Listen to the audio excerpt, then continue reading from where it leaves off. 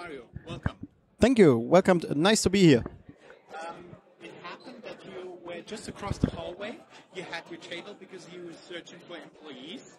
And we met before because you're kind of like a fixture in Frankfurt startup scene. Yes.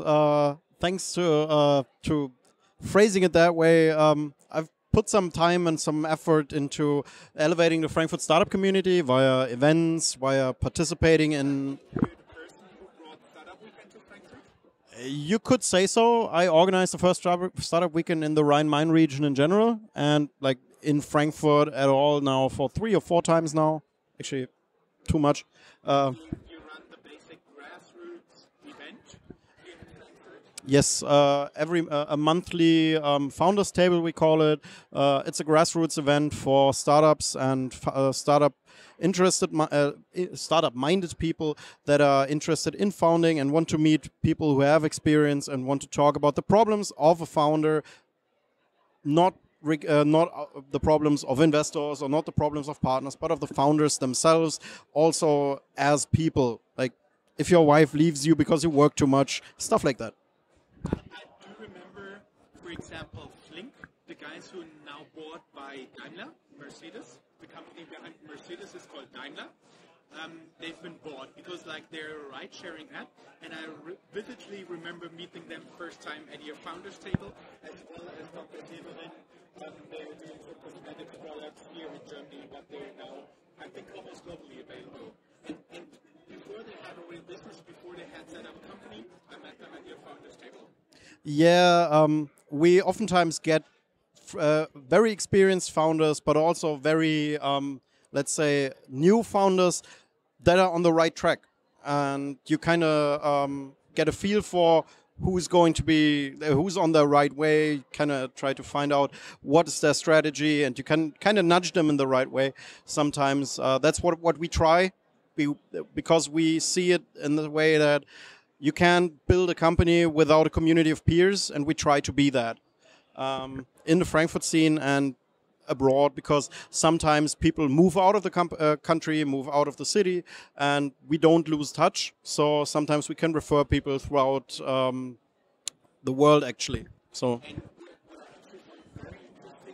if you go to the founders table, it's usually in English, because approximately 50% of the people showing up are like international students, expats, people from foreign countries who are looking for startup jobs, investors, and all the like. So it's a very international event. If you happen to be there, go there, and if you happen to see this on Facebook, YouTube, or somewhere else,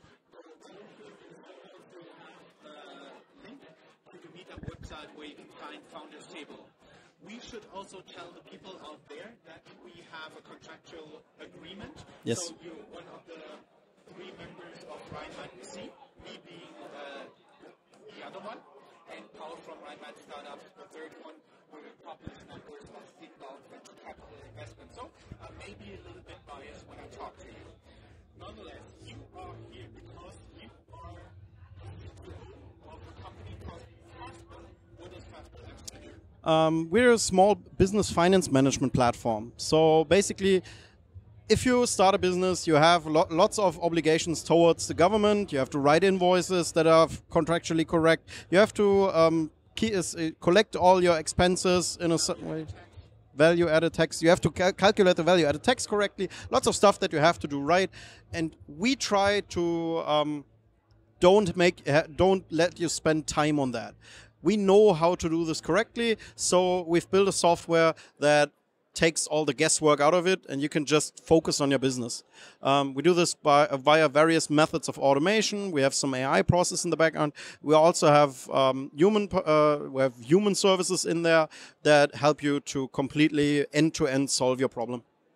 What always comes to mind when I talk about FastBill, you are actually an accounting invoicing software, and it happened that you once got a design award. How did this happen? Well, the thing is, when we that was actually back in 2013, when we started our redesign approach, when we said, okay, we have the software which has at that point in time quite a few users. It was about a little bit over 2,000 at that point. and we were trying to refocus on what is actually the goal and who is this for. And that was actually the moment in time when we realized, okay, this is actually solving the problem of people who don't want to know how to do their finances correctly. They are not interested in finance. They don't like finance. So make it as painlessly as possible and as easy as possible. Let them visually understand how to do this correctly without talking to them, without giving them gigantic pieces of text. And so we invested together with our design partner in Austria, Zeughaus, lots of time and effort into building this UI that just screams at you, here's a big button, write invoice, that tells you how to write an invoice. So we focused a lot on the design.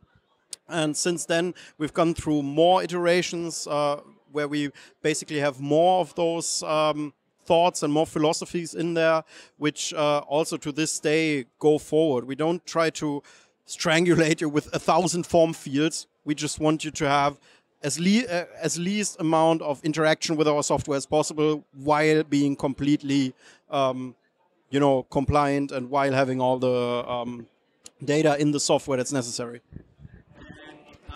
From your news release, we know you raised also successfully a venture capital round, so not only your users like you, but also your investors. It was 2017? It was in April 2017. We've raised, I think, an unspecified amount of money. It was 7 digits upwards. The point is, we are a good investment simply because we never needed money. We were cash flow positive from day one, simply because the software got built in the initial version as, let's say, a prototype project for our founder. And from his first sign-up onwards, he built everything the company had with the money the company had. We in 2017, actually it was end of 2016, where we decided, okay, the market is ripe now. There's enough actually data sources. There's enough APIs out there. The market is now accepting cloud services in a broad segment that we need to have more outreach to a wider market, and that we can grow much faster now if we take the step of actually collecting venture capital. And what we found was that investors like us, like you said, simply because we are a sensible business. We are not, you will need to write invoices in 30 years. The question is how you will do it, and we provide a way to the future. So that's practically where the story really started to click. You're actually right now looking for another VC round? I can neither confirm nor deny anything at this point. I would say ask me again in 6 months. So that means if you're interested, there's the link directly to the LinkedIn profile of Mario. Reach out to him if you're interested. And when we're talking up front, you told me you've been in Silicon Valley and you found a point that Silicon Valley is right now missing. So nobody is talking, as you said, about AI accounting. Yeah, that's really interesting. When you look at the venture capital landscape in Germany right now, there's been in the past 12 months lots of investments in companies that do stuff in the similar area than we do. Like there's direct competitors, Safdesk, LexOffice, that have a little bit different focus from us. Either are because of LexOffice has a gigantic company in the background, or Safdesk who got direct investment, or Candice who got a direct investment in the same 7-digit range. So there is investment in stuff. Let's just broadly state, when you say the words accounting and AI in Germany, people have a kind of picture of what's meant. We spent the past 2 weeks in the Silicon Valley to basically find out how far developed is that topic there, and we couldn't basically get anyone on the phone that even had a concept of what we meant. So we worked a little forward and found out quite a few interesting bits where we could theoretically do something in the US. We're still trying to find out if that's sensible or not. So just let me put the puzzle pieces together. You found a potential business area and you may be looking for venture capital. Those two data points are not necessarily connected. They might be, but the thing is, what you have to understand about the business fundamentals is the European accounting software market is the largest in the world. It's by a recent study from Deutsche Bank. If I remember the numbers correctly, please don't kill me if they're wrong or slightly wrong. The European market for accounting software is 48 billion euros. The North American market, complete North America, not only USA, but also Canada and Mexico, includes just 42 billion. So, and then it just from an understanding point, although the GDP is much higher there, and the sense of entrepreneurial spirit and the amount of small companies that get started and crash and stuff, that's all higher there. But still, they spend less money on tax software and accounting software. So for us, it still makes a lot of sense to focus on Europe, and we won't like just jump ship or something. That's not what we're interested in. Our focus is like one of the most important things for us. But still, it's always interesting to see opportunities where we can leverage the technology that we've built for the European market elsewhere, obviously. You're CTO of FastBill, and yes. You're here today because you look for people. So if somebody is interested to work with this company, go around here. FastBill.com/jobs. And thank you for being here. Thank you. You're always welcome, and I do assume we'll have you back soon. Absolutely. I love to talk about Rhein-Main VC a lot more. Okay. My pleasure. Thanks. Bye-bye.